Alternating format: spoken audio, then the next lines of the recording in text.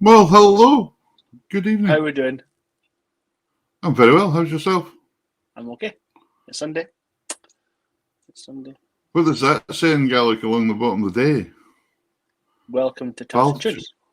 Fallashaka Tarts and Tunes. Fallashaka Tarts. Yeah. I've not got the Scots version now. We're nearly fluent in this Gaelic thing already. We're getting there. That's very good. So how are you getting on? What's been on this week? This week, not an awful lot, to be honest. No. What have I done this week? No, nothing this week. No, I've just been kind of teaching away as normal, teaching in the schools and avoiding storms. Yeah, that's true. About the best we can do. Or just call them on Shetland weather. Weather. Just, normal summer's nights.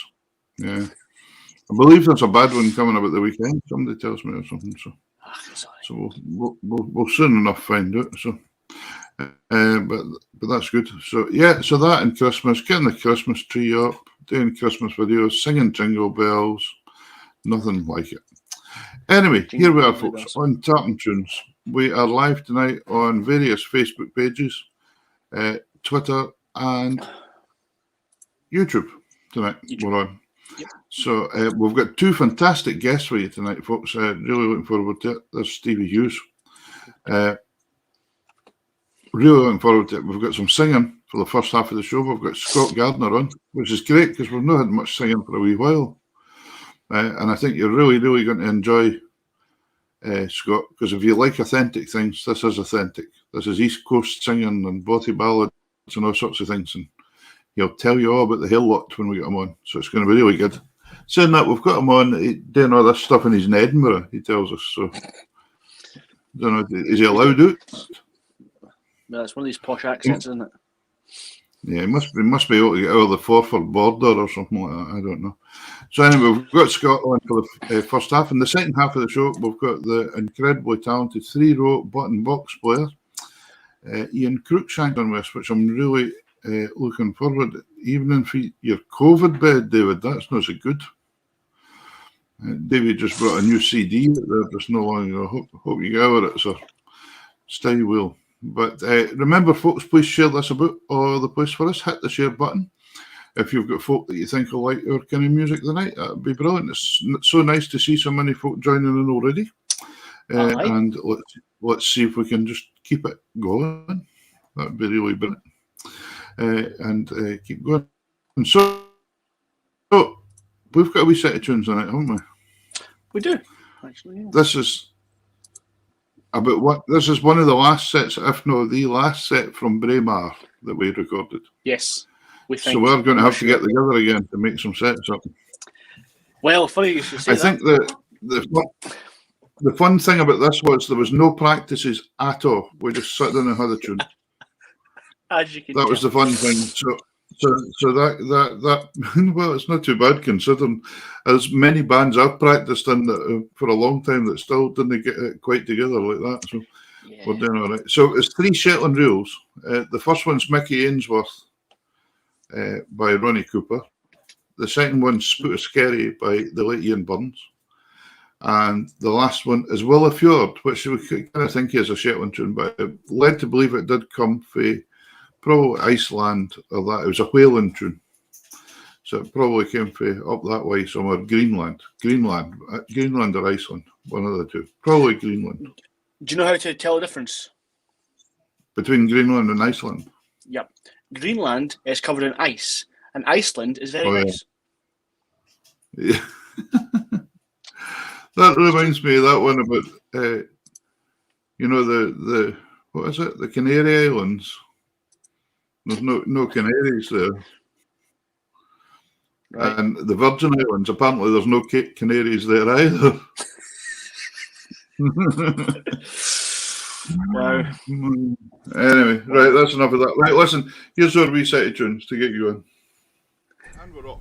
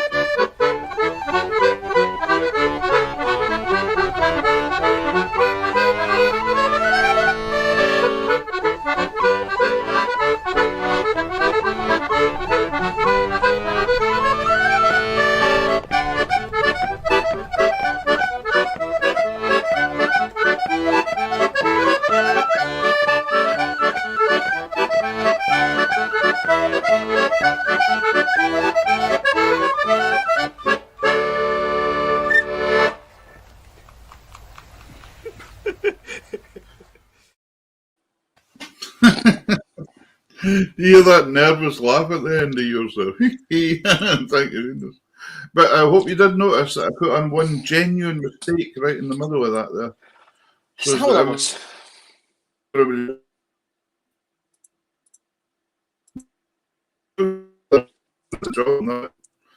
You're breaking up here. Wasn't it? Just me. Are you there? I'm here. Are you there? I'm breaking up a little bit tonight. Sorry about that. I don't know what's going on. We're breaking up. Oh, no. This is it. Never mind. Listen, as I said, folks, we've got fantastic guests for you tonight. Please keep sharing about. We've got Scott Gardner coming on, the Minty, and we have Ian Crookshank coming on later on with the box. So, without further ado, I think we'll bring Mr. Gardner on. About further to do? Without further to do. No, without further ado. Eh? Well, I thought it's a pigeon. But is a pigeon, though? Is this Gaelic we're on again? No, I think it's Scots. No. Is it we'll get Scott on to speak broad dialect to the folk of the world, and we'll maybe have to put up subtitles. We tried that with Paul Anderson. Didn't work. It didn't turn out well, did it? No. Even it couldn't work out what he was saying. That was right. Okay, here he is. Here's Scott. Hello. How are you doing? Are you all right? How are you getting on tonight, sir? Fine. Right? Yes, I'm just. I think I would have loved to have seen Paul Anderson's subtitles. That would have been great. No, I'll have to look them back up. If you go to the YouTube channel, you'll get it. You do the automatic subtitles. It's brilliant. Oh, okay. Yeah, it's quite funny. Yeah. You know, when he's talking about Fairman and working with a Black Bull and stuff like that, and poor old translator was getting his knickers in a twist for sure. Right. Talking about snooker and black balls. Yeah, snooker and black balls. It wasn't just great. That was. So how are you doing, sir? What are you up? Fine. Yes. You're in Edinburgh tonight. I'm down here in Edinburgh tonight, and it's a pretty coarse night outside. You can hear the wind sooking round across, but I'm looking forward to a bit of Bladders and a few songs and tunes. So yeah. Oh my goodness! Well, again, I'm sitting here in Shetland, and it's calm as ever the night, isn't it? It's fair. There's no often you can say that. Place, you know, there's no often you can say that in Shetland that it's calm. But there we go. It's but no, it's good. So, are you going to be playing somewhere in Edinburgh later on or something? Well, I actually bide down here, Peter. So okay. I came down here for uni a long time ago and have never really left. But I'm still involved quite a lot with various help-run festivals and events and stuff up in. Right. So you're working in Edinburgh area now, then, are you? Well, working's maybe a bit strong a word for it. But I live here, and in normal times I do a lot of singing and some occasional gardening, but it's been mostly occasional gardening the last since April 2020. So hold on a second. So you're Scott Gardner, the singing gardener? I am indeed. Yes. Very good. I believe it's known as nominative determinism or something like that. Well, there was a fellow in the Orkney Islands about 10 years ago in a place called Harry. It's two hours, but he was a potter, so he reckoned he was the original Harry Potter. Harry Potter. That one as well. It's very good. Yeah. So I see. So you kind of slot the gardening in if there's not much singing going on, kind of style. Basically, stuff like that. Yeah. I mean, it's that was pretty good.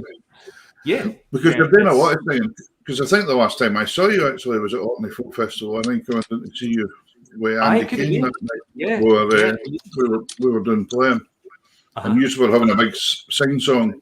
Because our bedroom was directly above the sing-song room. Oh, sorry about that. and we heard it all going on. And Andy says to me, I bet I know who's involved with that. Come on, we'll go and see. And he was right enough. It was days. Right. So we go in and sat for a wee bit. So growing up then, what was your influences for singing then? I grew up in Forfar in Angus, which is just down the road from where Ian Cruickshank, who's coming on later, he's just kind of 5 miles up the road from me. And we had such great traditional singers just within a very close radius. Jim Reid, who's, you know, my kind of uber favourite, maybe he lived a couple of miles over the hill from where I stayed in Letham. And Joe Aitken just lived up the road in Kerry as well, just now, outskirts of Kerry. And there's a guy, Geordie Anderson, who was also in the Foundry Band. And they would have been my kind of 3 local singers that I just thought were great. Still do think are great, you know. I love listening to Jim's side. Jim's no longer with us, but Joe and Geordie are still going strong. And then we have a local traditional music festival in Kerrymuir, which I went along to from an early age, and then started going to other festivals a bit further afield up to Keith and Auchtermuchty. That was the big 3 at that time: Kerrymuir, Keith, and Auchtermuchty. And that was from the age of about 8 I was going. Well, my mum was into it, and she took us along. And then kind of got a bit further afield up to Orkney, as you say. All the 3 places, though, incredibly wealthy musical talent has come for them. Exactly. For the 3 places, it's quite amazing. And Forfar produced a lot of good musicians, and Auchtermuchty, of course, Jimmy Shand was in Auchtermuchty, and then up at Keith there was a lot of musicians, because he always had the folk festival and everything, and you tend to get festivals where there's a nucleus of musicians, you know. So well, that's good. And Foundry Band were, of course, really famous the day. I mean, they must have sold thousands of records, because everybody seemed to have a Foundry Band record at one point in time. It was just amazing. They were a great. I mean, for the Orkney Folk Festival in 2012, I think, the band sort of reformed and went to play in Orkney, and it was just great hearing them, you know. Just, I mean, they had a combined age of like about 850 years or something like that. You know? It was great. And that was just a duo that night. It was brilliant getting to hear them again. And brilliant, absolutely fantastic. Well, listen, we're going to start off. I think have we got a couple of songs here we're starting with tonight? Am I right? A back to back, we've got a back to back. We have get the folks some music out there. I think that one button. Sorry, my bad. We've got Lassie of the Morning and McFarlane of the Sprots. Tell us a wee bit, Scott, about the. Tell us about the first. Tell us about the first thing, and then you can tell us about the second one when it's finished. Okay, I'll just explain. It's with a guy, Johnny Kemp, who is one of my pals from uni times, and the song we're doing first is called Lassie of the Morning. It's by a guy called Jack Foley, who's from Hamilton, and he actually worked as a sort of a journalist in the Daily Record, amongst other papers, and he just had a real way with words, and he was a big hill walker in his day as well, and he just sort of wrote this great song, Lassie of the Morning. Brilliant. Here we go. So we'll hear that and have a listen to this one, and then we'll talk about the other song after. Cool. Okay.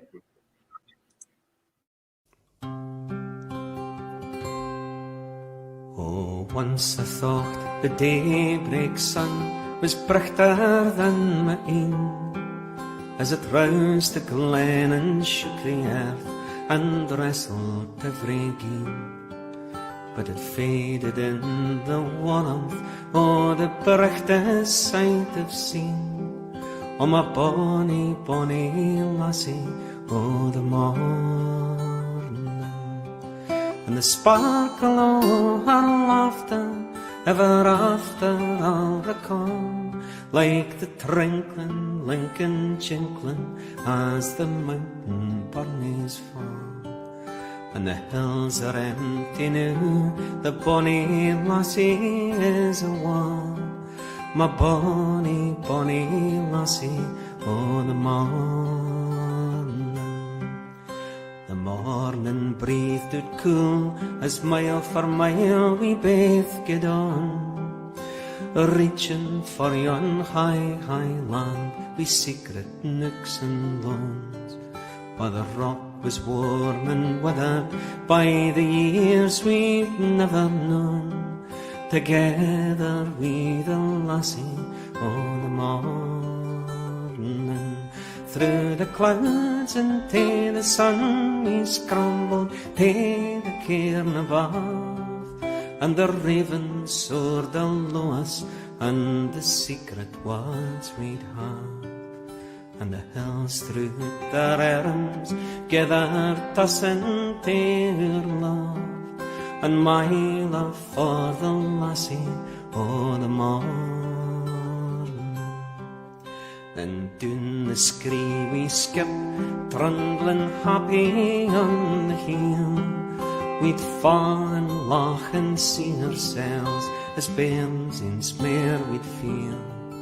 And we both knew we'd grasp the joy that none could share nor steal, as I held the bonny lassie o' the morning. And a dike across the burn we built to try to stop its race, but we micht as well had tried to hide our wild love in one place. And I saw the look o' Perton soon to come cloud out her face, o' my bonny, bonny lassie o' the morning.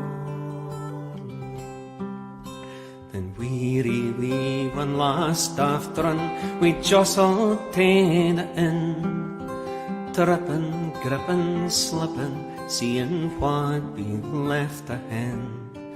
And a grateful gasp of ale, and thankful for the day just in, and my thanks for the lassie o' the morning. And through the dusk we lingered, with nae words for us to say, nae long farewell, 'twould brought the spell, would both mind our days. Just a trembling look, a kiss, a touch, we turned and walked away, and knew there'll never be another morning.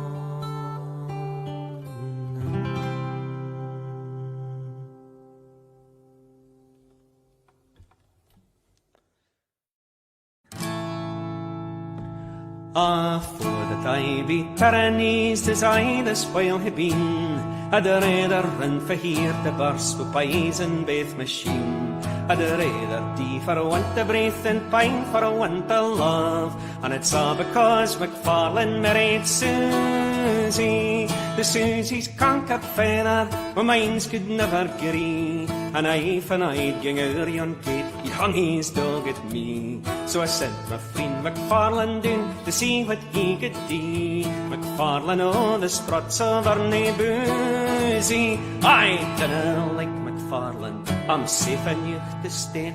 His looks would cast a shadow out of Saxford gate. He's soft as any goblin, but he's spiddery as a skate.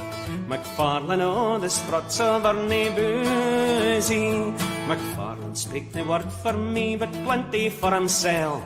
He rees the lassie's barley scones, a kiddick in their kale. Blur feather roars out, sprotty man, finna try your hand yoursel. The McFarlane, oh, the sprots over nae boozy. Oh, McFarlane is a grimace chiel for 20 mile or doon, and by his photograph the flag the rottens fae a tune.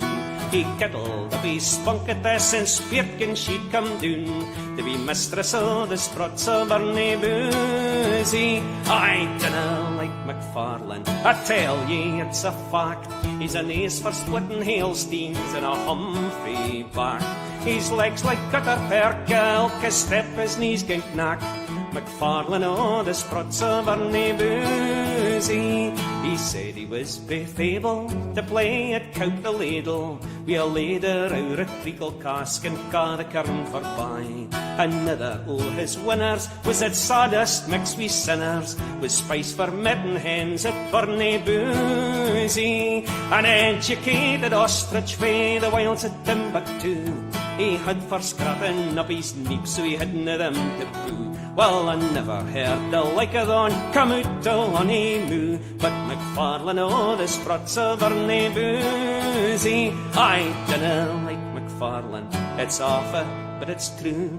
A Peter's famous tint and Jock McFarlane's moo. He couldna weel be grimmer, sups his porridge wi' a skimmer. McFarlane o' the Sprots of Boozy. Oh, a dull o' the Deefix nae particularly sweet, but love's the only fine on earth that ever got me greet.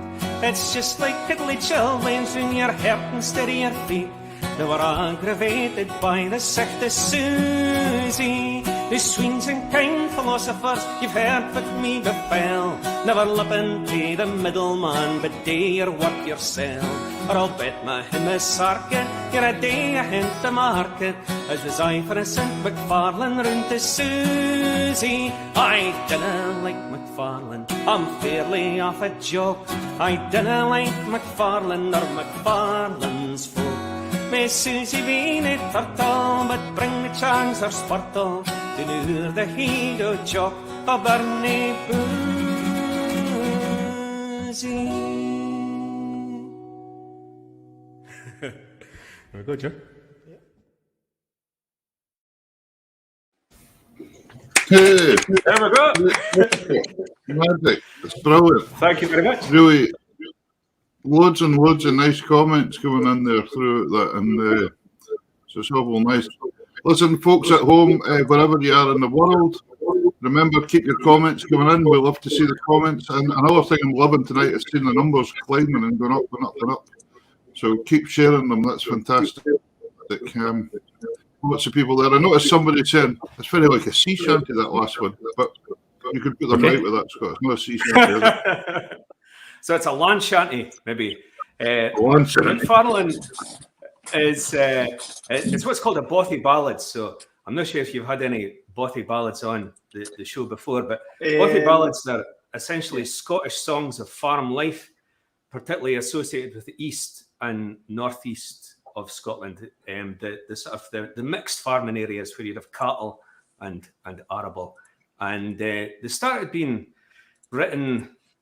The earliest one I can think of that I would sing is maybe from about the 1820s, and so they sort of followed the period of horse farming, really, when kind of people were moving away from the old kind of coo and a bit of stick to plough your field, and you had a bit more blacksmithing in a plough, and a team of, well, Clydesdale horses, as it would be here, Shire horses, down in England.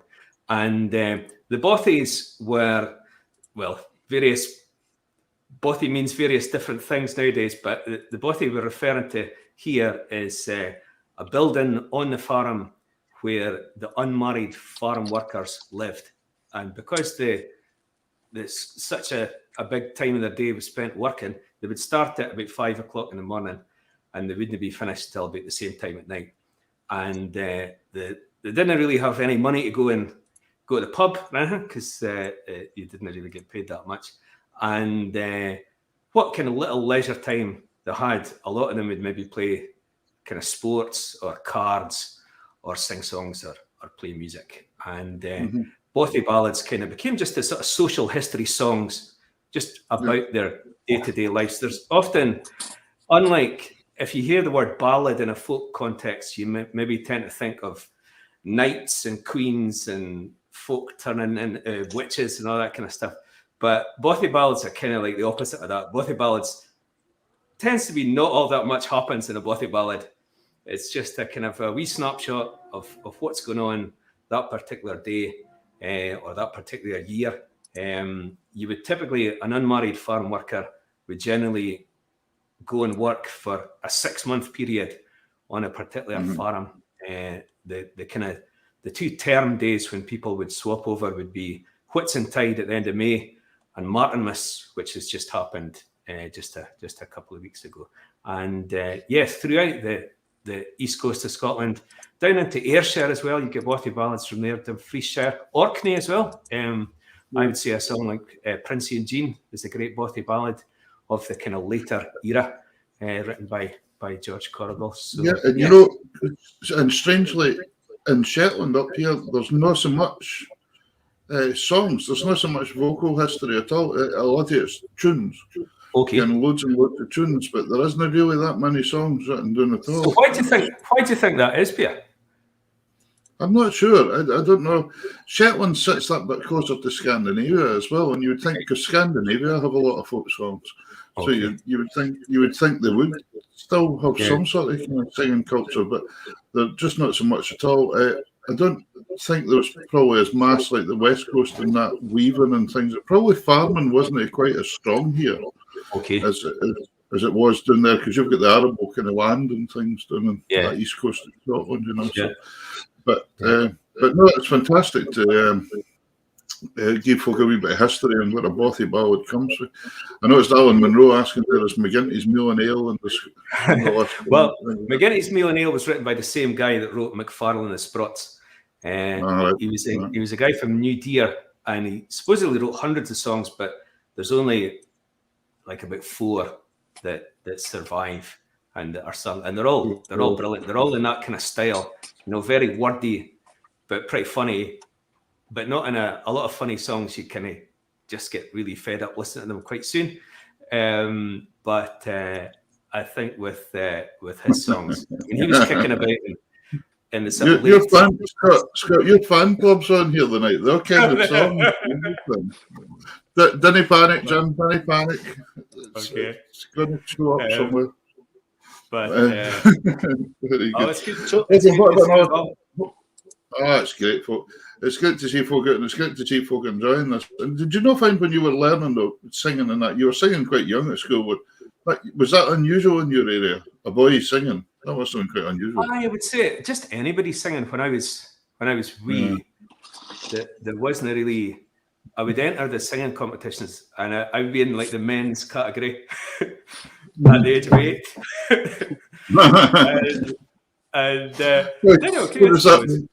Does that mean you if you won it, you got things like a bottle of whiskey or something like that? Well, there's this one competition where I think I was in it from the age of 15 onwards, and it's sponsored by Macallan, so it happens in Elgin, and so everybody else would get a bottle of whiskey, and I would get presented with this bottle of milk.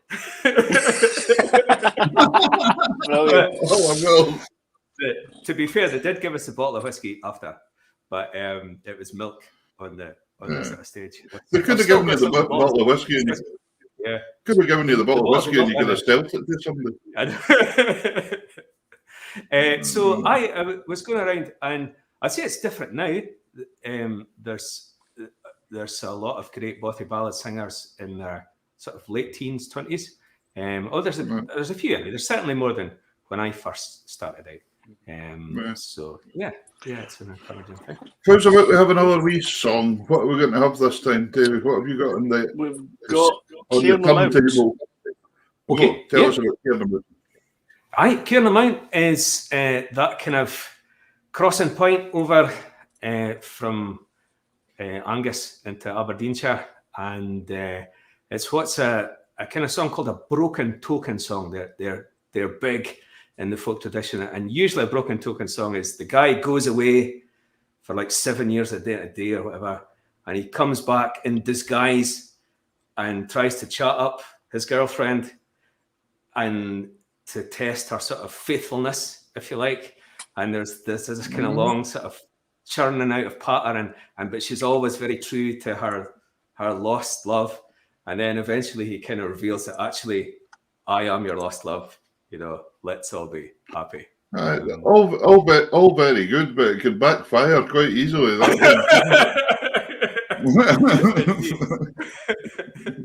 There's a lot of potential for problems. And I learned there's a guy called Ted Politilu who used to sing in Muchty quite a lot. He was from, I think he was from Auchtermuchty itself. And it's just a great song that Ted did. And I just kind of learned it just from hearing him do it lots of times over the years, you know. Yeah, let's hear Caring About. Brilliant. Okay. As I get by yon brego die, and o'er yon hello broom, a lassie sang recht merrily, just as the sun gaed down. It's Cairnamount is bleak and bare, and cold as Clochnaben, and you can see the snarly there along the summer's end. I lifted off my dappled grey and walked by her side, saying, Lassie, I have lost my way among yon moors sae wide. It's warm o'er your face sae fair, your een sae bonny blue. The longest night I'd blithely share to kiss your cherry moon. O lassie, would ye gang wi' me and leave your Caldrich glen?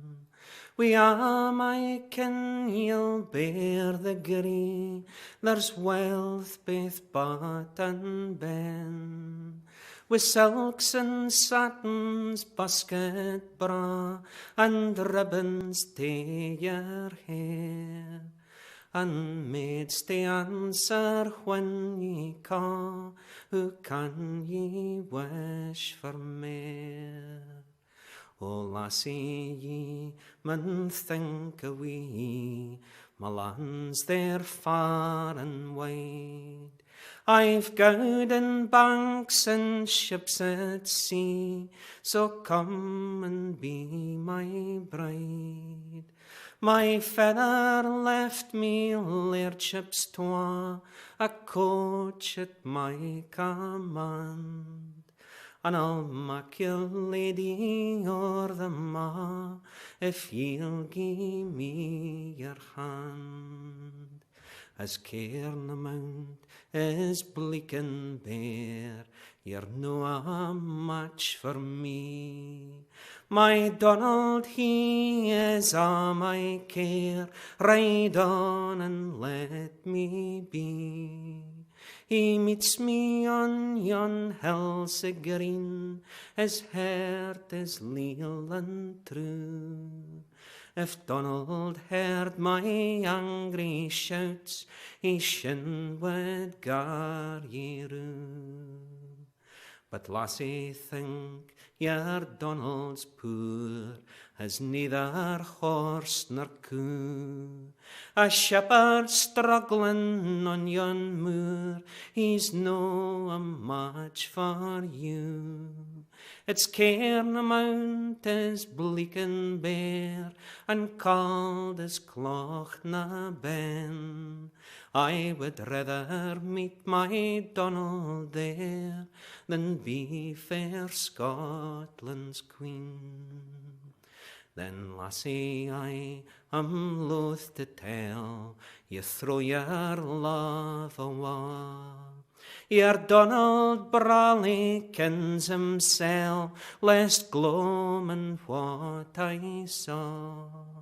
As I rade by yon Sheeland door, I spied a Hieland maid. Your Donald kissed her o'er and o'er, and rowed her in his plaid. Though you would swear wi' solemn oath what you have told to me, I would not doubt my Donald's word, but say fause loon ye lee. It's he's ta'en off his lowland gear, came doon his yellow hair, saying, lassie, you've been true to me, and shin we'll part nae mair. nae meer am shepherd on yon moor, but leerde yon the dee. And since ye hae been true to me, I'll I prove true to thee. It's Cairn Mount is bleak and bare, and cold as Cloch na Ben. And you can see the snarly there along the summer's end.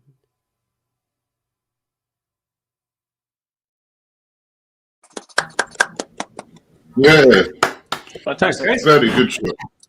Hey, what? This is magic. I'm fair enjoying this tonight. It's really nice to have a different flavour in the show. And hearing the traditional ballads coming across is fantastic. You went round quite a lot of the competitions, didn't you? Aye, well, I still do. Nowadays, mostly as an observer or an audience member or a judge. But yeah, from when I first started singing, so about 8 or 9, at the 3 festivals I mentioned, they had pretty strong singing competitions, and I was just in there with the rest of them, you know. And yeah, it's a great. It's hard to think of a traditional singer from my part of the world who hasn't really come through that sort of circuit, if you like. I mean, certainly all the ones round about now, I would say that they very much kind of started it. And I realise some people disagree with competitions for all sorts of reasons, but I think it's great to provide folk with a sort of a platform to let folk kind of see you can do it. Yeah. And I think to be honest, do you not think the competition and the field that you're in, do you like that? I put in field there, by the way, because of the agricultural. Do you like that, Davey? The field. Davey's not impressed. The field, but I don't. You're not. I was going to say you're not the topiary of your game, but. Oh dear. But the thing is, you were brought up on a farm, weren't you? You were brought up in a farming family, anyway. Yeah. So did you never? Did you never fancy donning the tools and taking on the farm yourself? Just need to save up enough money, Peter, and then we'll get there. But I've done a lot of sort of baling and stuff over the years and various bits of farm work. So eventually, I think when I stop working, I'll just become a farmer. You know, that's. You will. Are you trying to say that farming's not work? It's hard work up in Shetland. I will give you that. I think it's probably hard work a few places actually, but yeah. So you mentioned that you studied in Edinburgh. What did you study? I studied agriculture. Was that at Orange? No, it's just at the uni. The uni used to have it was the oldest agriculture course in the English-speaking world. Apparently, it dated back to like hundreds of years ago. But sadly, it's no more. It stopped maybe. I actually, when I was at school in Biggar, I done O grade in agriculture, and there wasn't that many schools could offer it at the time because there's very few folk left to teach it, you know. But I've done this, and because I remember the day trips to Auchenkrove and Oak Ridge and all these places came to try and enlist us, you know. But and then I ended up being, I ended up being a musician, didn't I? I suppose I was the kind of equivalent of the body figure. I was the kind of resident. I remember Archie Fisher telling us once about he enrolled to study, I think, dairy farming at Auchenkrove for about 2 weeks, you know, and it's hard to imagine a more different lifestyle that kind of a folk singer MC to a dairy again, farmer. And it's also hard to think what you can talk about milking a cow for 2 or 3 years or something on a cow. Must be a specialist subject there. My granny was a dairy maid. Okay. Yeah. down in Castle Douglas. Right. Yeah. Oh, that's right. Dumfriesshire again. That's us in Dumfriesshire again, of course. Dumfries is in Cumbria. That's the big kind of milk area still, for. Peter, before we go any further, do you know what cows they use to make ice cream? No. Frisians. Oh, dear. Oh. I think we need to get on with the going forward. But there's some people missing Colombo for this, Strictly. Yeah, again. Yeah, there's some folk quite delighted in missing Strictly. But no, it's really interesting. It's interesting because you grew up on that side of things that you've had first-hand experience. Obviously the bothy culture's not there now. That was 100 years ago, but it's still very, very interesting. Anyway, we're going to have another song, and we are. This was a request, I think. Was it? Is this? Yeah, somebody put in a request for this already. What are the chances? Folks, remember, keep your comments coming in. Let us. There you go. There it is. Sing that one. Okay. Comments coming in and sharing all about. And this is great. We're with Scott Gardner just now, in case you've just joined us. Having a few songs, and then later on we're going to have Ian Crookshank on with the accordion. So we're having a great wee night tonight.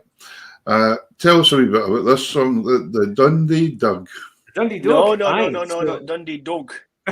Dog? No, Doug. It's a dog. D-O-A-G, Dog. A dog.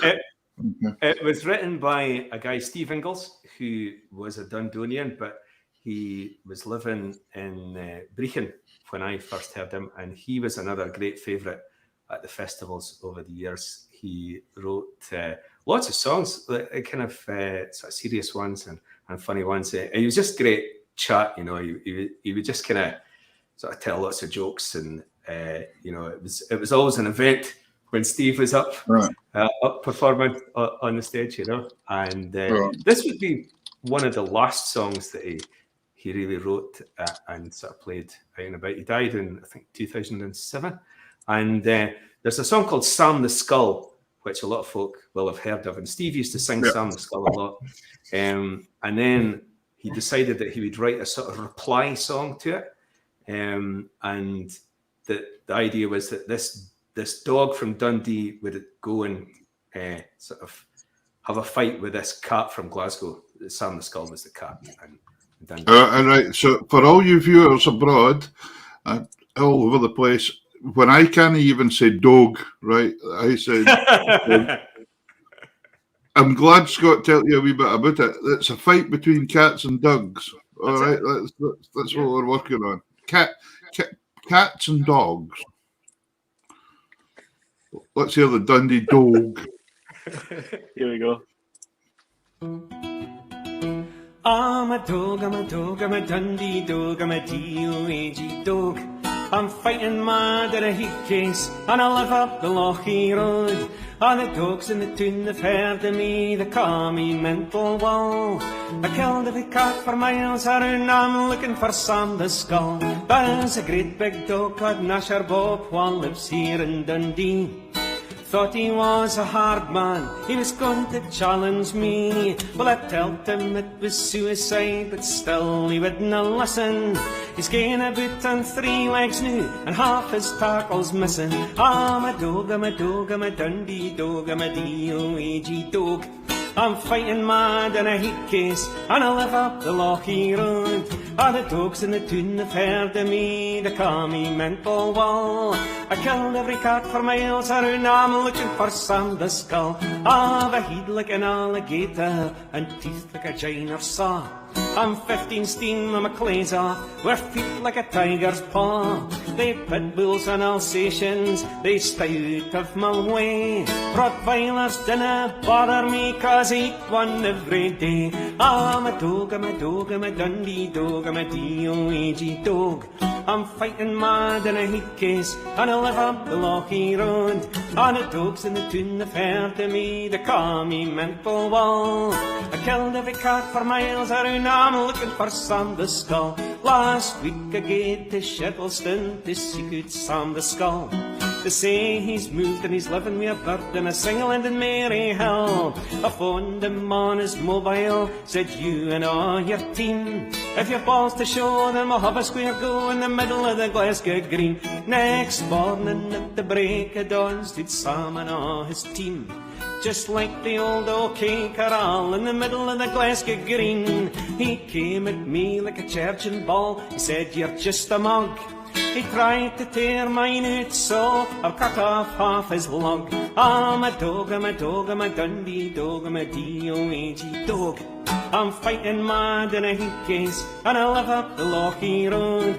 All the dogs in the town have heard of me, they call me mental wall. I killed every cat for miles around, I'm looking for some to skull. He hit me with a baseball bat that had a 6-inch nail. He kneed me in the gully, so I bit off half his tail. We kicked and bit and kicked and scratched for 16 hours and more. The whiskers, blood and foreign guts fleeing everywhere. I'm a dog, I'm a dog, I'm a Dundee dog, I'm a D-O-A-G dog. I'm fighting mad in a heat case, and I live up the Lochie Road. All the dogs in the town have heard of me, they call me mental wall. I killed every cat for miles around, I'm looking for some to skull. We twa were feeling knackered, and so we did agree. If I'd bite at Glasgow, then he'd stay at Dundee. We pit a war of weapons, we shook each other's paws. Nobody won the fight that day, they just called it a draw. I'm a dog, I'm a dog, I'm a Dundee dog, I'm a D-O-A-G dog. I'm fighting mad in a heat case, and I live up the Lochie Road. All the dogs in the town have heard of me, they call me mental wall. I killed every cat for miles around, I'm looking for some to skull. Yes, I killed every cat for miles around, I'm looking for some to skull.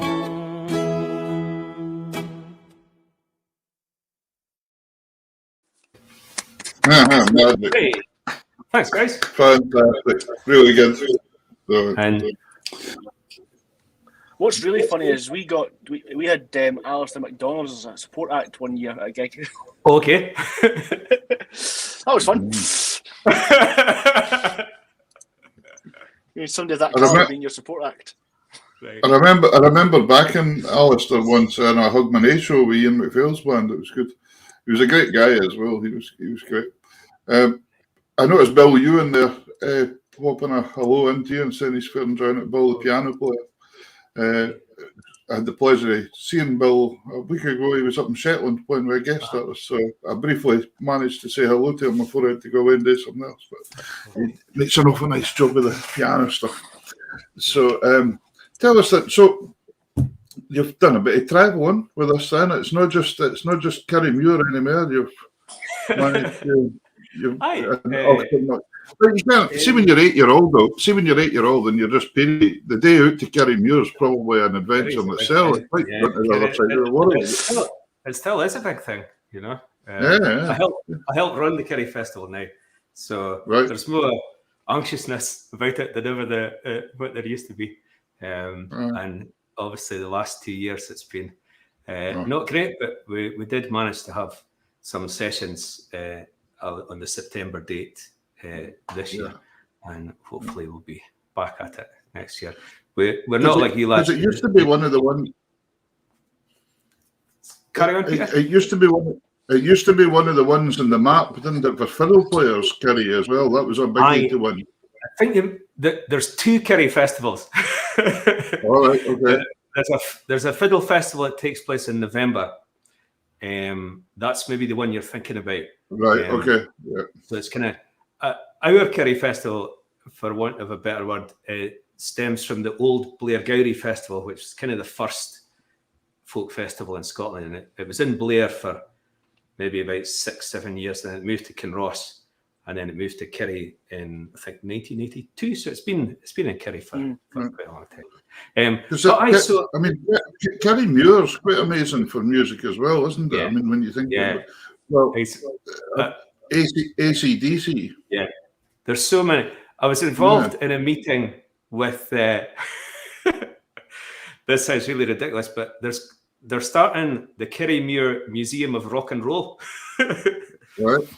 And they were asking, because they want to have bits in it of sort of all kinds of music from the area and what have you. So I was sort of like just going through some of the musicians from that town and that part of the world, you know, for maybe having a wee bit of chat about them and stuff.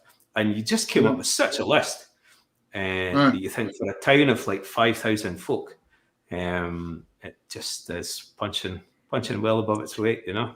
I'd just like to point out that AC/DC was born in the maternity home in Forfar, but we'll not go there. I was too polite to point that out. I love it; it's great fun. But Bon Scott's uncle George Scott, he used to play in the Angus Strathspey Real Society. Yeah. He was a great little guy. He played the piano, and he was one of those kind of seen it all, done it all type musicians. You know, we'd have been in it. He must have been about 80 by the time I knew him, you know.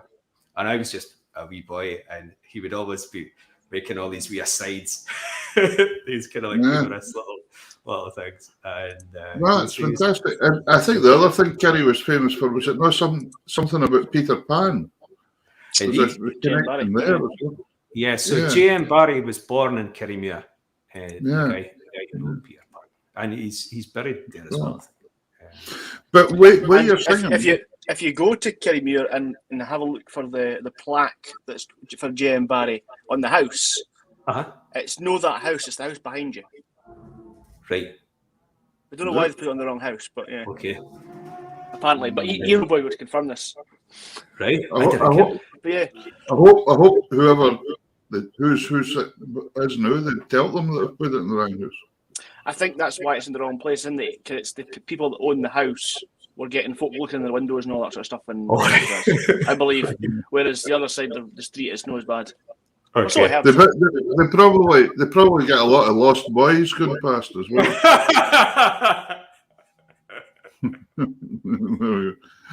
Anyway, you've been away to America and all sorts of things singing, haven't you? Just around. I went over to probably the biggest one was the Smithsonian Festival in Washington DC, and that was like a fortnight of just Scottish traditional music in the mall, is it they call it, the mall, and there's something like 150,000 people come to hear it. So it was really funny. You know, you're talking about subtitles and stuff, and at quite a few of the concerts I was singing at, they didn't have subtitles, but they had someone doing signing for deaf people, and they were really up against it, you know.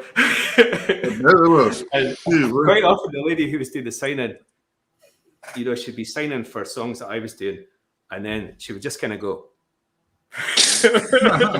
Like there'd be a verses that would just be like, you know, dedicated, what the hell this is about. But she persevered, so no, respect. Did she care what a dog was? Dog. But listen, we've got another wee song before we go on. We're going to finish off with. What are we finishing off with? So, Generations of Change. Yeah. So this would be one of my favourite songs, and from Fife, and it just tells kind of 3-4 generations of the same family and just how they kind of lived their lives. It starts off in the farming era, which is probably closest to my heart, and then it moves to fishing, and then oil, and the sort of the future. It was recorded at Falcon Festival, another great Fife festival that kind of took up the mantle of the Ochtermuchty Festival when Muchty was no more. The Falcon Festival started. Fantastic. My father was a bailie frae a wee place at Capeley. He worked on the ground all the days of his life.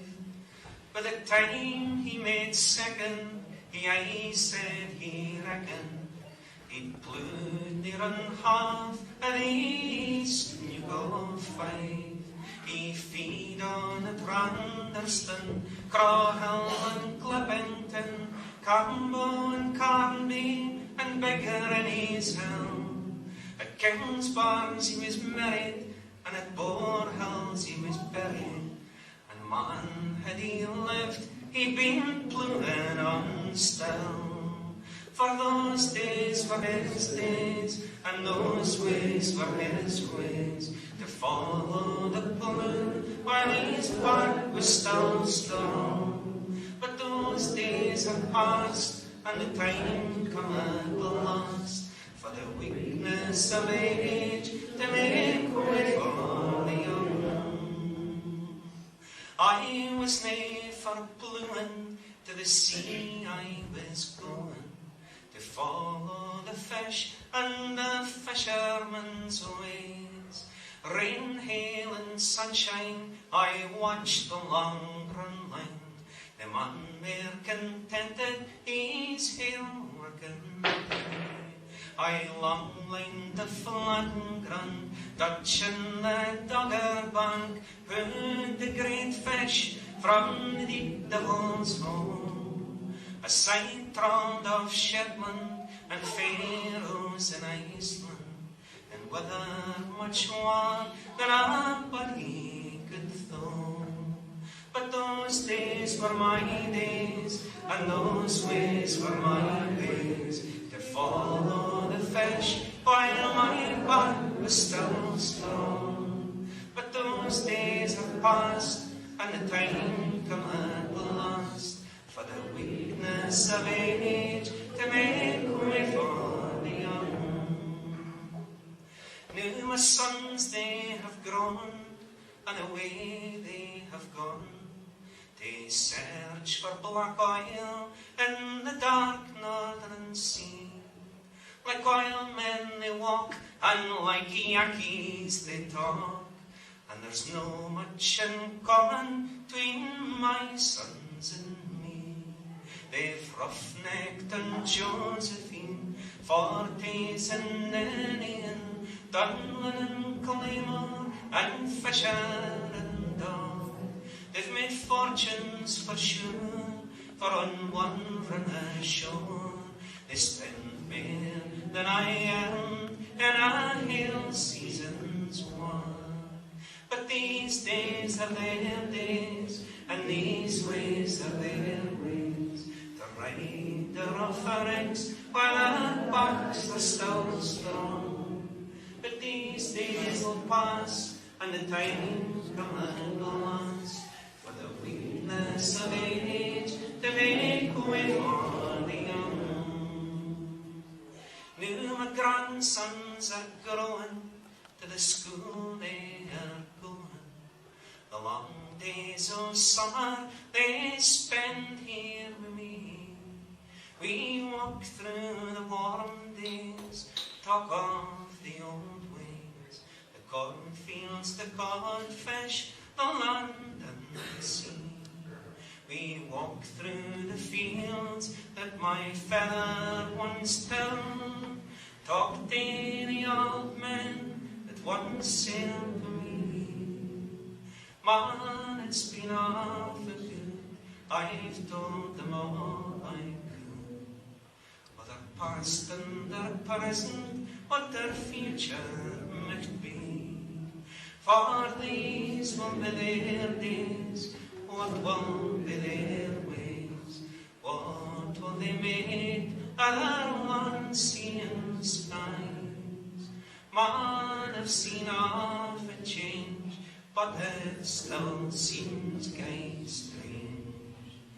They look at my world through my young laddie's eyes.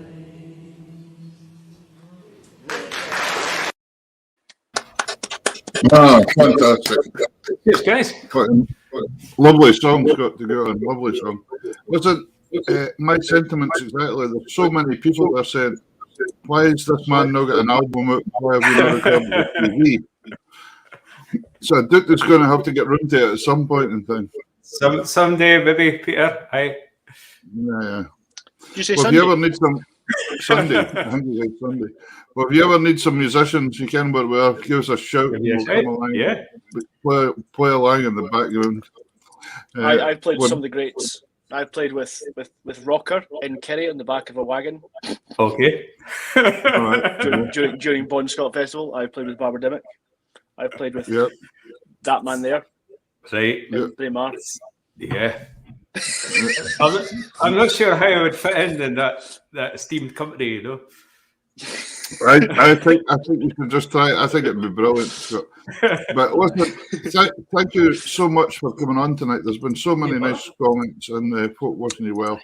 So please do, if you ever do get into bringing this CD album out, let us can and we'll promote it for you as much as we possibly can. But I think you should, because it's something that there's not an awful lot of nowadays, and I think it's history getting written down every time somebody does it. So I think it's a good thing. Yeah. Oh, thanks, Pierre. Yeah, well, thanks. It's been great crack. I'll stick around and listen to Ian as well. No hassle at all. No bother at all. We'll catch you very soon, and you take care of yourself, sir. Cheers, guys. Bye-bye. Bye, Scott. All the best. There we go. That was really good. Really good. Very refreshing to hear some of the old stuff again. Yeah, it's nice. Speaking of old stuff. Aye. What's coming here, then? If you a segue. It's okay. A reference to me. Probably a reference to me. If you're struggling to find that perfect gift for the accordion lover in your family, why not go to Peterware Music and get some of his CDs and books? Because Peter's skint. How do you know I'm skint? Your face tells me. Yeah, I'm skint. It's Christmas. Yeah. Right, and then also folks should jump onto your website as well and have a wee look, because you're selling tunes on the site. I'm selling tunes and the book, and you can also get the mug there as well. We have 3 mugs left. Yeah, because you're selling the tunes, but you're actually selling individual tunes. You can download individual tunes and things. Yes, following on from last week's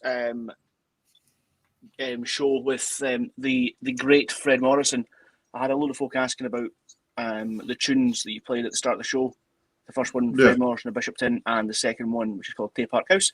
So they are available to download as single tunes for a fee of £2.50. I have also put up the theme tune to the show, which is called Karen Louise Wood of Mid-EL, which is also available to order. And it comes in both keys for that. It comes in the original key of F and the pipe score as well. So if anyone does that sort of thing. We play it in the key of F when we played it for the theme. We do.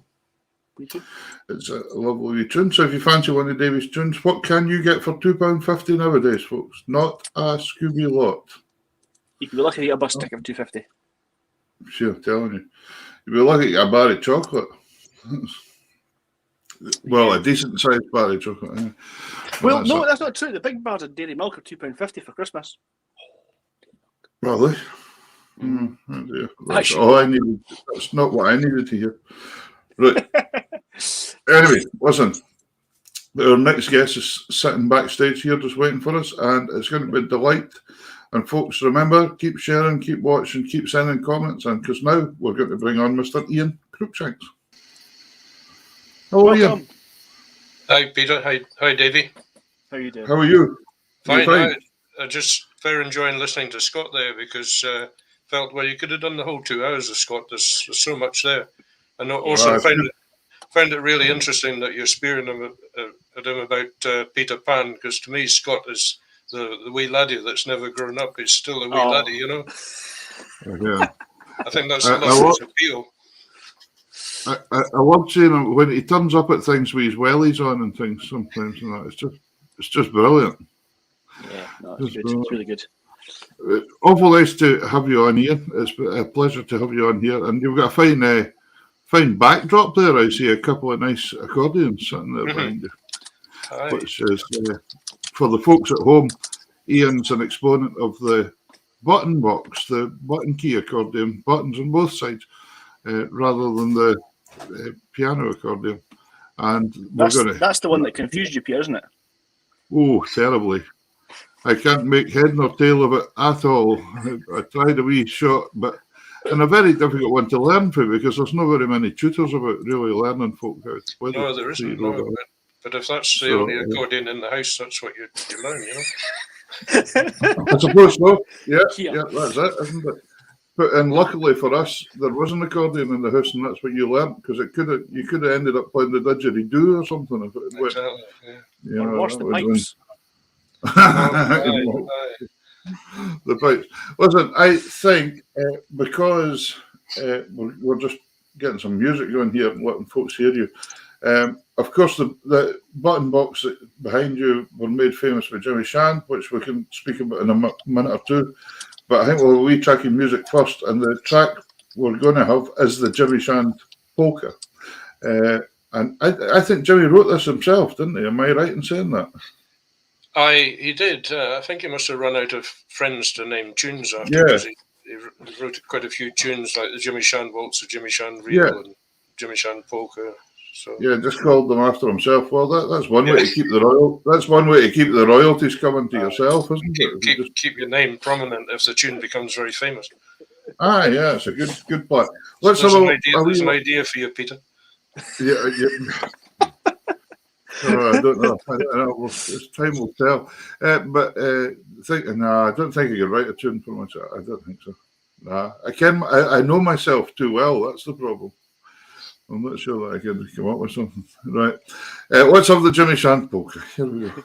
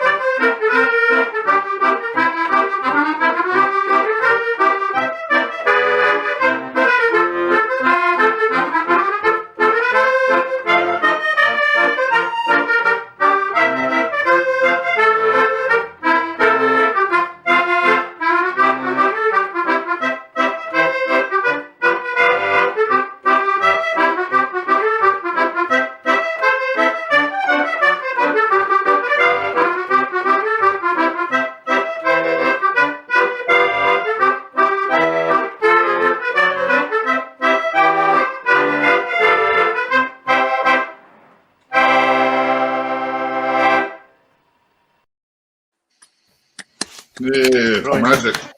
Great, really good. Can you tell the folks at home just a tiny wee bit about the button box? Because there's an awful lot of people that want to know very much about the button box out there. Yeah, well, it's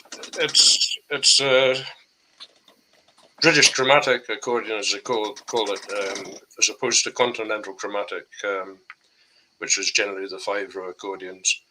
And the 3-row is really developed from the melodeon, and it's souk and blord, just like the mouth organ or the muthi, you know. You've two notes on each button, and it is complicated. You very rarely see a button box player smiling. Just they've got the 1,000 yard stare, concentration. You know. Yeah. No wonder. Oh, gee whiz, and it's the fact that the bellows you can run out of air if you don't usually big air button, and it's so difficult. So what you said earlier that when you grew up, where did you grow up? I was actually born down in Dorset, because my father left Scotland in 1936. He was in Kerrymuir, well, just outside Kerrymuir, brought up on the farm.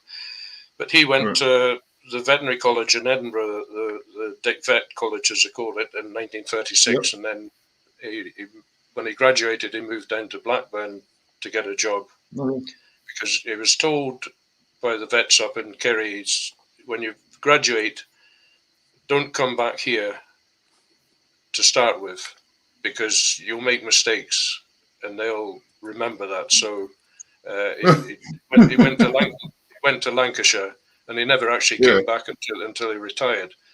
So and that's where he met my mother, and so I was born and brought up in Dorset. Yeah. All right. So was there music in the family then at an early age? My dad played the button box, and he played the pipes as well, actually, and the fiddle latterly. But he in fact, when he was at the Dick Vet College, one of his professors was a gentleman by the name of Professor Burgess, and that man's son was John D. Burgess. The famous piper, and he was John D. Burgess was actually being taught at Edinburgh Castle during that time. This is during the war by Pipe Major Willie Ross. So John D. Burgess was always my dad's favourite piper. So, it's interesting because Fred Morrison was talking about John D. Burgess last week on the show as well. He was talking about meeting him at the Northern meeting. Fred was trying to tune his pipes, and John tapped on his shoulder to tell him a story when he was desperately trying to tune his pipes to get on for a competition. Just perfect timing. But the Dick Vet in Edinburgh, I remember playing a dance for them one year, a graduation ball or something. That was about one of the wildest nights I've ever played in my life. They were just bonkers. I'm sure it was just like it was like a real club on drugs or something. The Royal Dick's now a brewery and a distillery. I'd heard that it's out at Roslyn or somewhere now, isn't it? The actual Summerfield. The building that was Summerfield is now Pickering's Gin. Oh, I see. Oh well. Actually, just mentioning John D. Burgess there, I only met him the once, and it was through Jimmy Ritchie, who I played with for quite a lot of years, who became known as the fiddler at Glenshee. And he'd played in Bobby McLeod's band back in the 50s, and Shan's band and the Hawthorne band before that. But he did all those iconic records, To the Games and After the Games with Bobby in the 50s. And when I started playing with Jimmy, he sort of had a ceilidh going up at Darrullion at Glenshee, and he got a couple of his pals to come along and do a concert, and then Jimmy Ritchie and myself played the dance afterwards. His pals were Bobby McLeod and John D. Burgess. And then when Jimmy and I played the dance afterwards, Bobby McLeod came up and played second box with us. Oh, fantastic. Be a great experience, that. Oh, fantastic. Be great fun. Yeah. So you were brought up down south then? Were you learning? Were you learning from a young age playing the box? Not really. I didn't actually start until I was 13, and I just sneaked a shot at my dad's box. And when he was out, he used to have the evening surgeries at the house, which the surgery was built onto the house, you see, and he would go for a pint after the surgery. And it was an Aberdonian actually that had the pub just up the street in Dorset, and he would just go for the one pint most nights, and I would sneak a shot of the box, and I taught myself to play a couple of tunes by ear, and obviously my mother had told him, and took us in hand, and so that was it. Right, brilliant. Well, we're going to have another wee track here, but one of the bands you played with for quite a number of years was Rob Gordon's band. And this track here, and I was speaking to you earlier before the show, it was always a very distinctive sound, Rob, because of the boxes even that you used, didn't you? You used a pre-war Honor Merino. Yeah.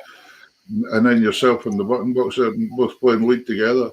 And, well, Rob, of course, was the ultimate Shan fan, and he played all the Shan stuff. And I mean, he grew up in that era and saw the Shan band time and time again down there. And some of the band actually came to play with Rob after Shan packed up. But he had this pre-war Merino, and the way it was tuned, it just sounded like a button box. and it's just the way he played it too, you know. Well, I think this was this at a social or something, this video was taken? A Masonic social in Bridgevon in 1988. Wow. Yeah, well, we'll have a wee listen here, and it just reminds me of the good old days and what it used to be like. Everybody just on a wee blather and a good tune. It's good. Sitting smoking. Sitting smoking. Yeah, that's not allowed now. Here we go. Here's Rob Gardner and Ian.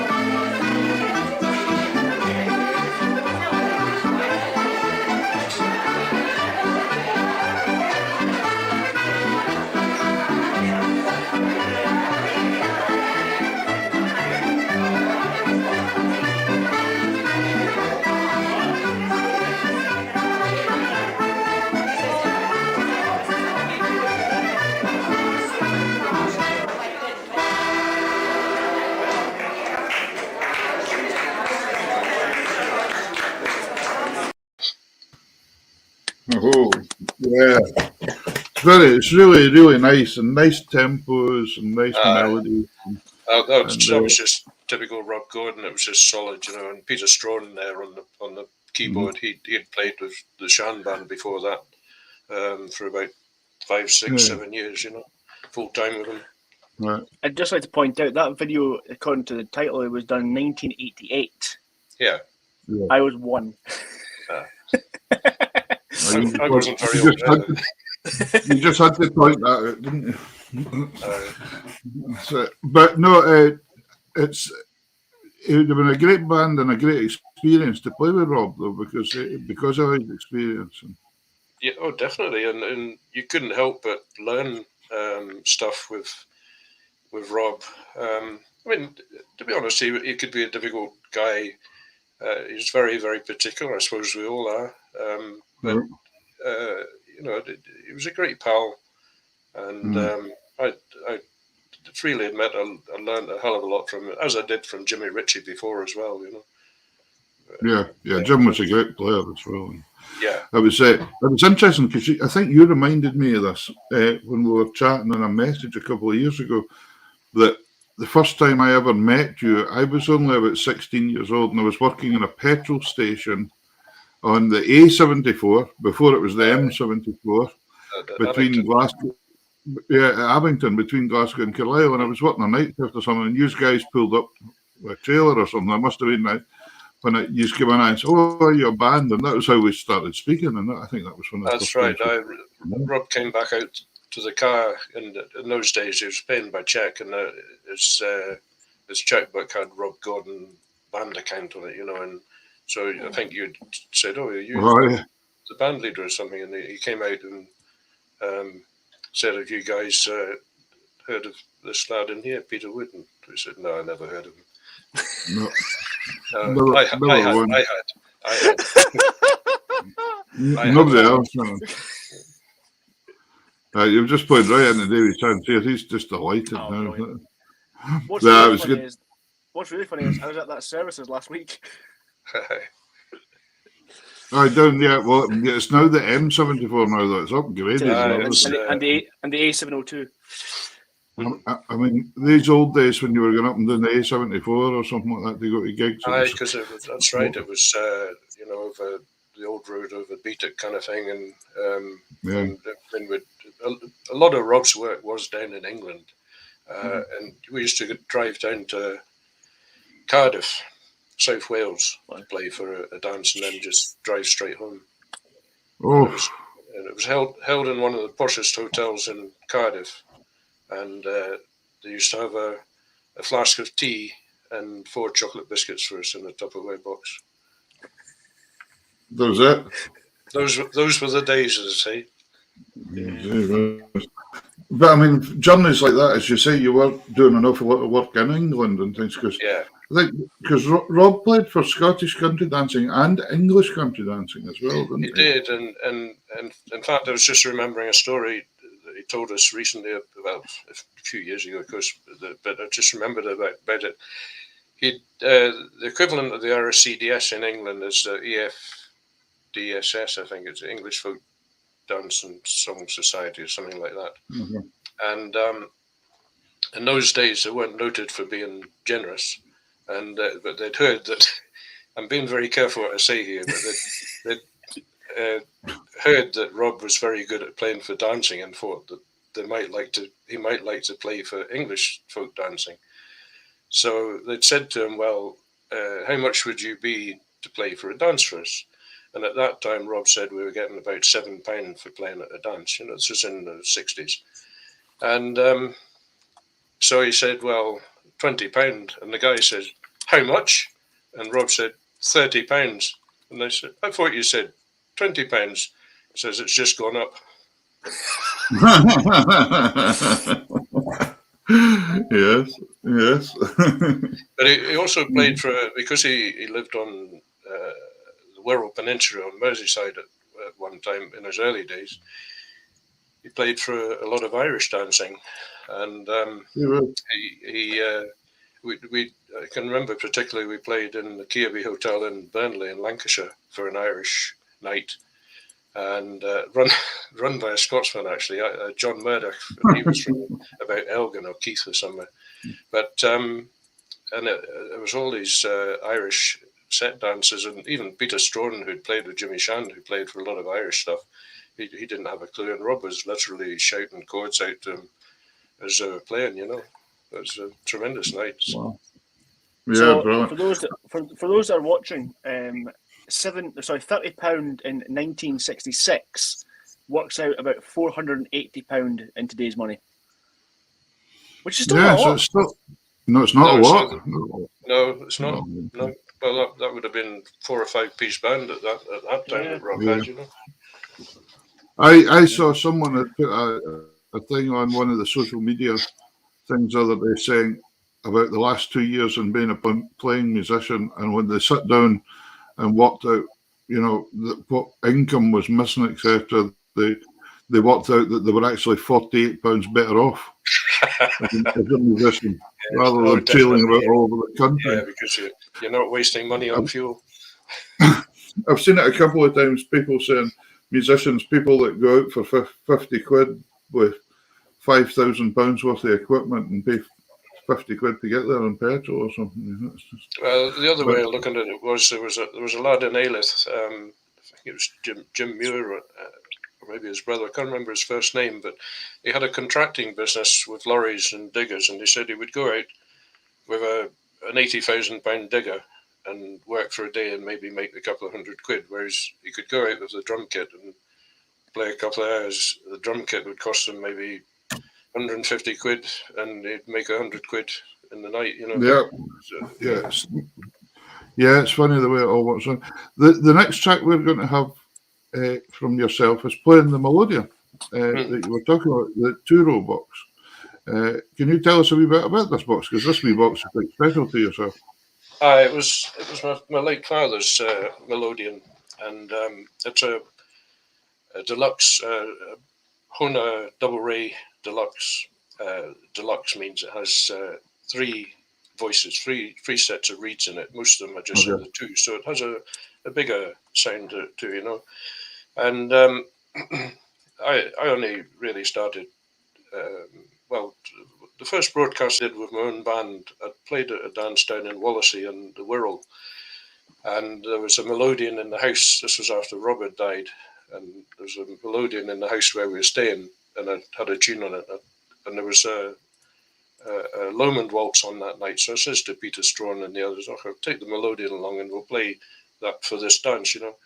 And you know, it sounded so sweet in the hall through the amplification. So every single broadcast I've done with my own band, I've always featured the melodeon on a couple of sets, you know.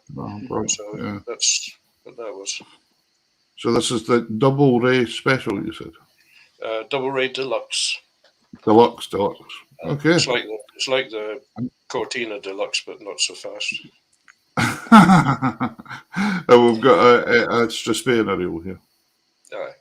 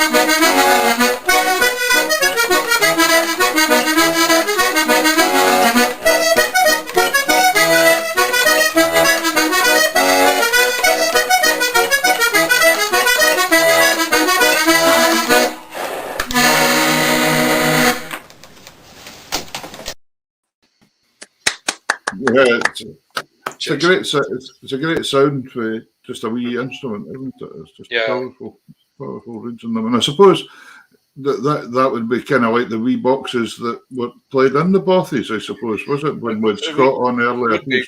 Yeah, because it's 1930s, that one. And, you know, that's what they played at dances. You know, it's what Jimmy Shan started on, single, actually, you know, and the Wiper Brothers and Willie Hanna as well, you know, they were the sort of instigators or trailblazers of playing Scottish dance music on the squeeze box.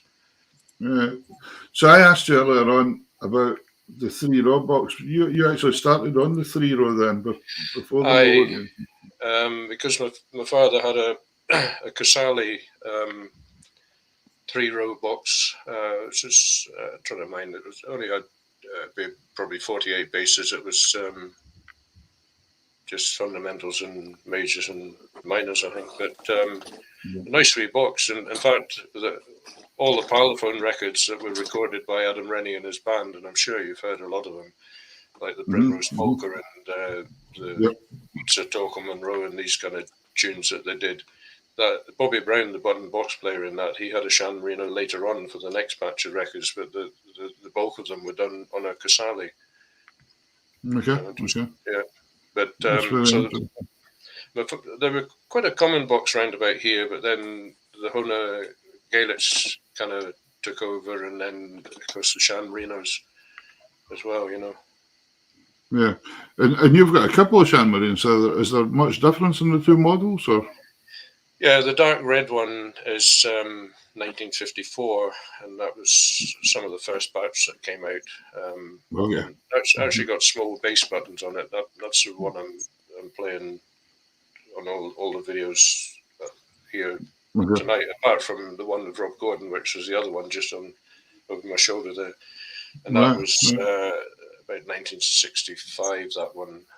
That was my main instrument for a lot of years until I bought the other one up in Orkney. Yeah, because that first batch, there wasn't that many of the first batch, was there? Was it a dozen? No, and they, I'm trying to think. Mine is number 18, and I've never seen a higher number than that. But, I did hold number one. I used to know the late Jimmy Edwards and at Moffat, at Moffat, and he had number one. Aye, that's right. Yeah. For anybody at home, all these accordions were stamped inside with a number when they were made. Yeah. So that was actually the first batch, if you like. There was 4 of them came over, but they had Shand down the front in brilliance, and then the next batch was this one that I have. So when did you acquire your first Sean Marino then, did you? My father bought that for me in 1970, and he bought that direct from Jimmy Shand. He'd gone to... Well, I'd met Jimmy... No, I don't think I'd met him at that time, but it was Jimmy used to come down to the south to do shows, and I saw him in the Bournemouth Winter Gardens and the Pavilion at Weymouth and Guildhall in Southampton and that. And my dad used to dance to him up in Kerry when Jimmy played in Jim Cameron's band in Kerry during the war. And so he'd taken us backstage, but he'd actually met Jimmy up at Oban at the Corran Halls, and he'd said, I think the laddie could do a bigger box now. And Jimmy says, well, how big is he? And he says, well, he's as big as you. Because I'm stretched up to about 6'2", even in my teens. So he says, well, I'll sell you this one. And that was the one that he was playing at the time.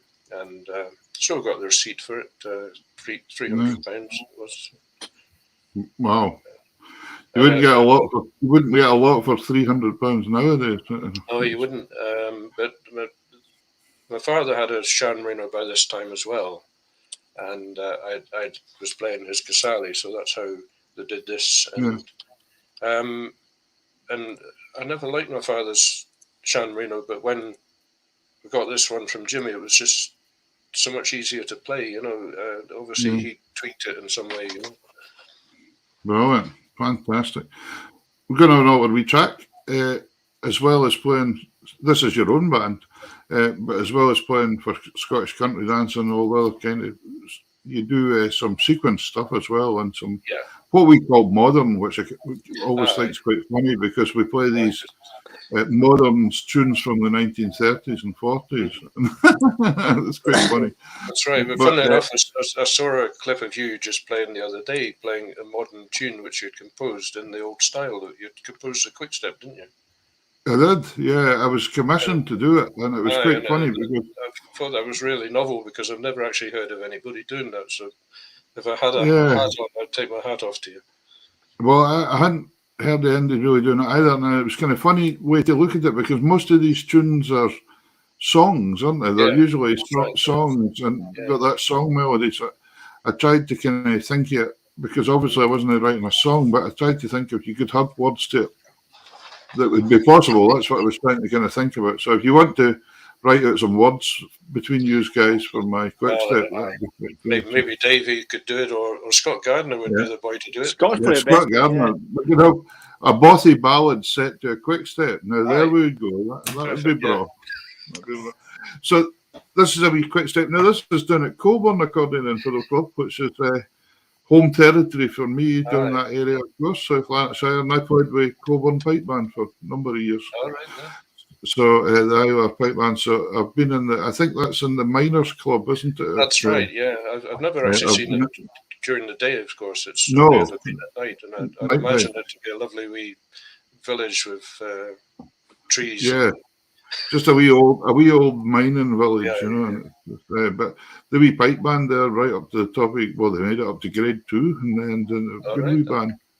So, but let's have this. What quick step is this again? I'm trying to mind the title.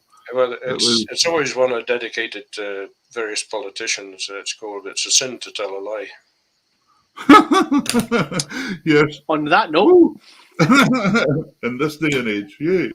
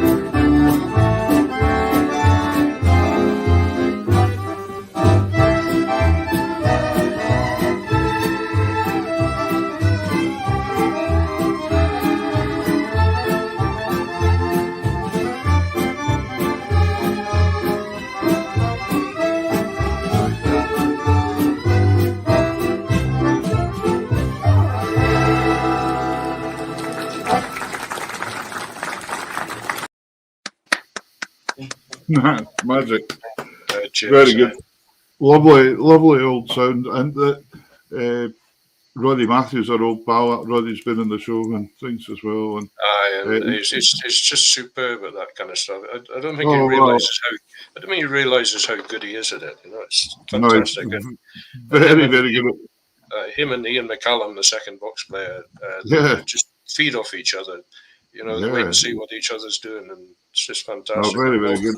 Malcolm Ross on the drums. You can't hardly see him, but he's there. And that was more or less exactly 2 years ago, and it was Elizabeth Morrison that filmed that. So thanks to her for letting us use it. It's when you hear Roddy popping up the octave there and doing the thing and all that, and it's just magic, isn't it? And as you say, Ian with all the wee fills. So, it was an era in time that these guys learnt all that stuff. That's right. And I admit I'm not that great at that stuff.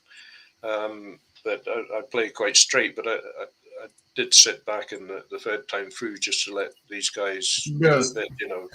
I think it's important for dances to try and play that kind of stuff to fit the mood of the dances.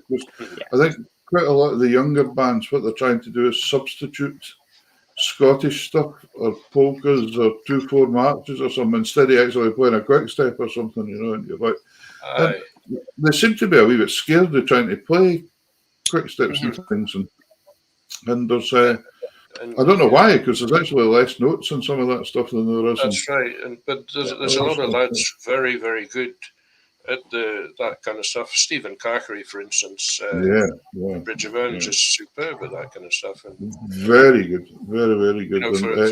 For a young lad to get that idiom, but I did quite a lot of playing with Heavy Gray, the fiddler from Keith, as well. And he was just like Stefan Grappelli.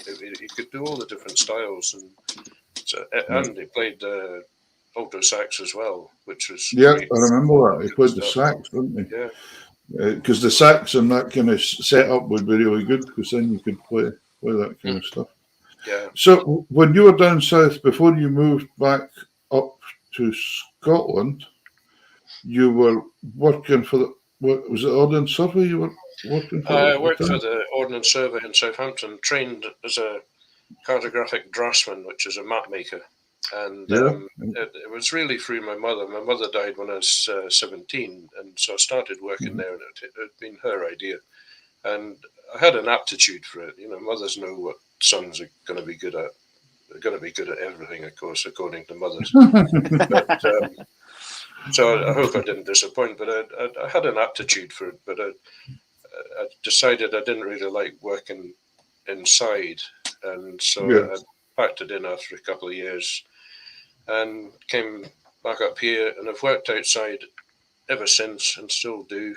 And sometimes I wish I was working inside now. Yeah. I noticed in the bio you sent us some of the shooting estates you were worked on as well. Was that like pheasant shooting or grouse? Or? It was grouse shooting, because my dad's sister, my Auntie Ina, she lived up in Glen Prosen, and I used to go to in the good old days, I used to cycle 5 miles up the road to the shooting lodge, walk all day at the grouse beating on the hills, and cycle back again. Yeah, about 6 stone lighter then, of course. My own father was a gamekeeper, you see, and he was a pheasant gamekeeper, but down in that area it was Douglas and Angus estates my dad worked for, which was Sir Alex Douglas Hume.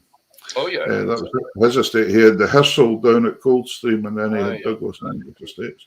So I was kind of brought up that way as well. Yeah, but I went on to work at Invermark, which is the top of Glen Esk, which was Earl of Dalhousie that owned that. And the year I was there, all the royal family were there at the shooting, and I stayed on for the deer stalking as a walking gilly and a ponyman. That was 1975. But I do a lot of work up in Glen Prosen now, actually on the same place where my Auntie Ina lived, and it is predominantly, like, I'm there as a self-employed gardener, but it's mainly pheasant shoots now there. Because it was interesting earlier on, there's 2 people that are involved with gardening that were on the next. Scott was saying that he'd done gardening, and so do you now. That's what you do as well, haven't you? I have done. I've did landscaping with Dundeath after I left the farms, 1979, and went on to work for Lord Elphinstone at Meagle at Drumkilber House as the under gardener, and then he decided to sell a lot of his property, and so I became self-employed, and he actually gave me 3 days a week as a self-employed gardener, which gave me a great start. But I'm still working. And so I see how you say about wanting to be inside some days. That's, but I'm on the pension now, so I have the luxury, if it's inclement weather, I can buy them. Another track coming up here. This is one. I don't know how to pronounce it properly. Is it Gracieuse? Gracieuse, I think it is. French waltz. French waltz. Now, you told me you'd been recording a couple of bits and pieces, and was this the one Leonard was involved with you as well? Aye, because I'd have liked to have Ian McCallum on it, but I mean, Ian and I don't have the kind of technology to, I can record it myself, but. So I'd mentioned it to Len, and he says, I'll put backing on it for you and that. And so he did very nicely. I mean, the tunes, Jimmy Blue played it back in the 70s. Right. David Stewart was on second box of them at that time. Will Starr also recorded it in some of the last albums he did, so it's been in the Scottish scene for quite a few years. Because Leonard's a fantastic musician to get involved. He is absolutely fantastic. Just pure genius. I just don't understand how the man can do what he does. No, some of the stuff he does. This thing that amazes me when he's playing a lead melody and there's chords going everywhere all over the top of it. Harmonising with himself, Yeah, exactly. Unbelievable. Fantastic player. You can play all the different idioms as well, and play them in the idiom that they're supposed to be, whether it's jazz or continental or whatever. He's into everything. Just rock, whatever. Really. But anyway, here's Ian with us. For all you folks that's missing your wee continental holidays, here's a wee continental tune.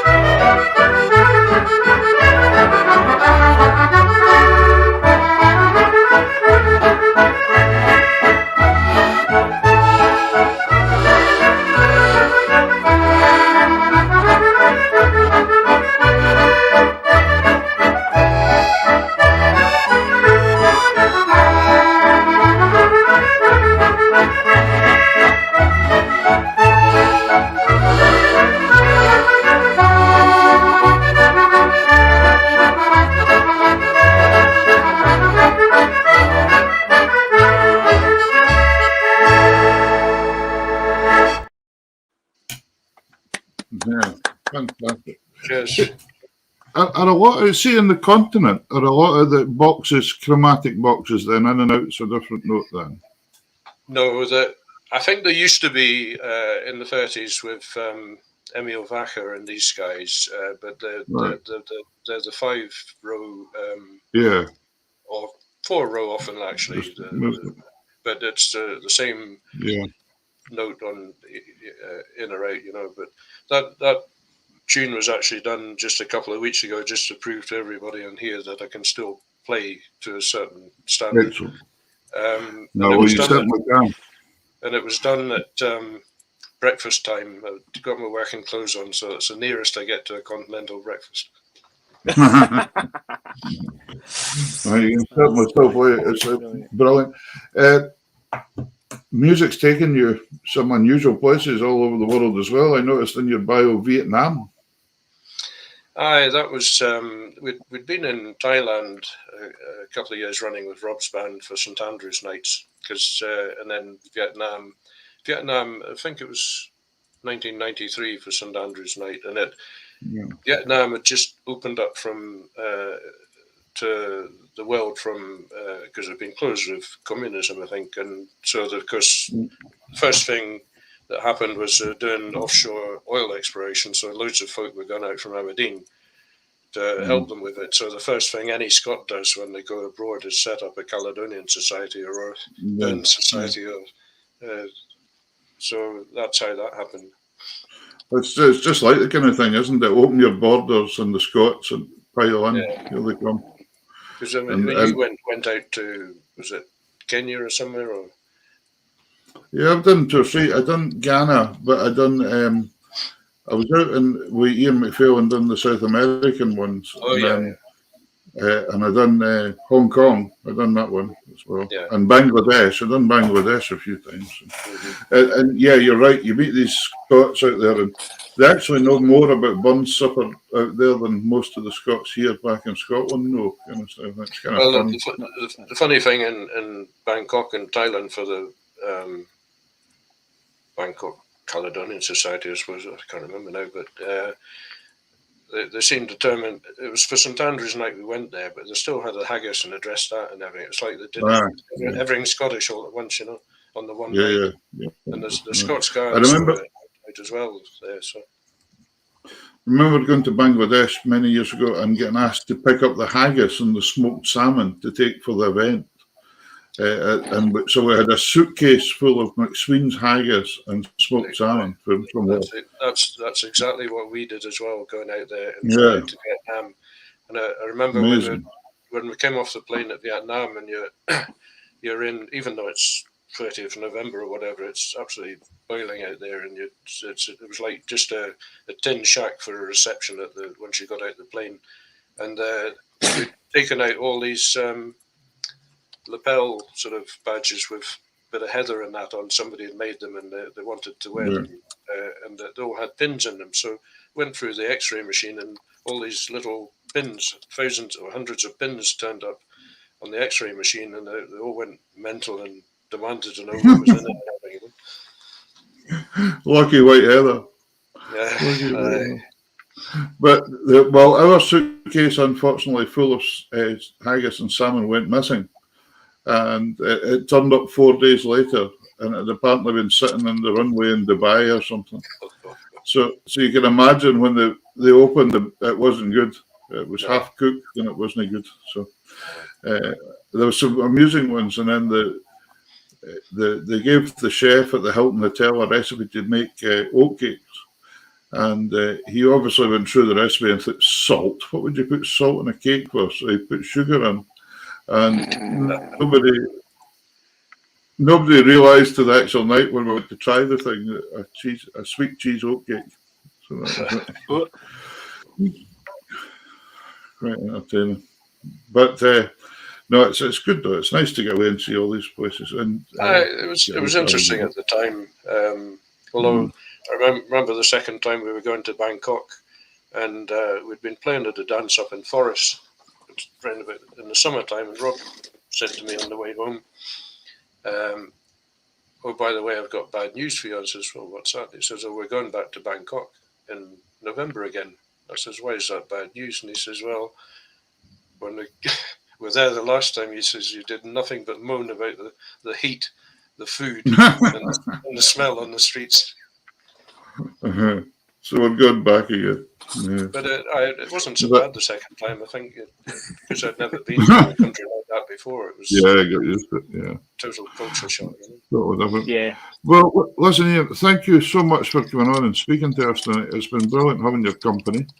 Well, thanks for asking us, because you tend to get forgotten about if you're not out doing the gigs nowadays, It's just really good having people on us now, and that was our whole aim of this, was just to give folk a wee platform to say we're still here, sort of thing. So, yeah, that's right.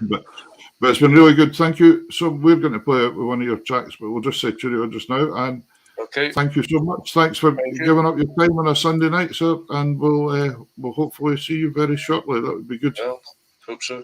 Thanks to both of you, Dave, Peter. Thank you. Thank you very much, Ian.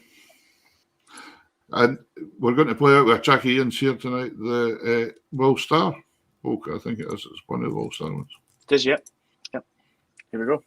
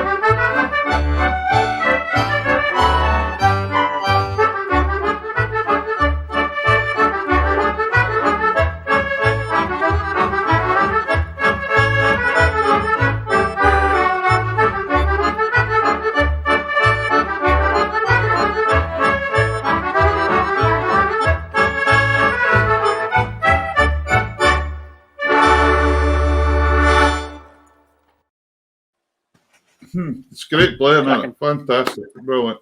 So nice to have a musician like Ian on. Really, really pleasure to have him on. Really great to hear the styles tonight. Just we're getting contrasting styles all the time, and I love hearing the old stuff as well in that older style. It's really, really nice. So that's it. True. Fantastic. Yep. Really good. Well, anyway, folks, there we go. Hope you've enjoyed yourselves tonight. That's been two fantastic guests, Scott Gardner and Ian Cruickshanks. And remember, if you fancy a tune commissioned by Davey or that, give him a shout on Davey's website.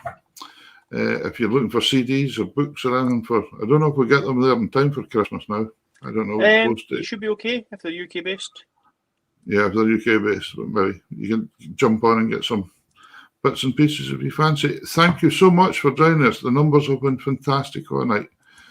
So glad you enjoyed it. There's Joe, Christine, lots and lots of people. I saw Adam on from Music from Scotland earlier on. Yes, seen that as well. So I think we're to get a gale now. I hear the wind is coming up as the show has been on. So let's talk about next week. Next week, yep. Tell us what's happening next week. Next week is the 19th, and we have Brianna Wilson. Yeah. And the world's winning drummer, Paul Brown, from Lochgelly. Pipe band drummer. Pipe band drummer, yes. Yeah. He'll be the first pipe band drummer we've had on that's doing only pipe band drums. Yeah, it's going to be really interesting to speak to, so we're going to expect some pipe bandy stuff next week. And Brianna is one of the young musicians of the year, semi-finalists at least. Did she get into the final as well? I can't remember. Not sure. Can't remember. We'll find out. We're about to find out next week. That's the whole point of this job. So, two things to really look forward to. I'll get posts up with the bios and things through the week, folks, and you'll be able to see them. So that's next week. Really looking forward to it. And then we've got, is that next week, the last week? And then, then it's the Boxing Day special. Yeah, now the Boxing Day special's coming together really well, folks. And we will be on from our usual time of 8 o'clock. Are we? The people have spoken. The people have spoken. Was that the unanimous, was it? Get your mince pies down yet. Sit with your eggnog, and you'll enjoy. Essentially, it's a clip show, but a lot of these clips are especially for the show.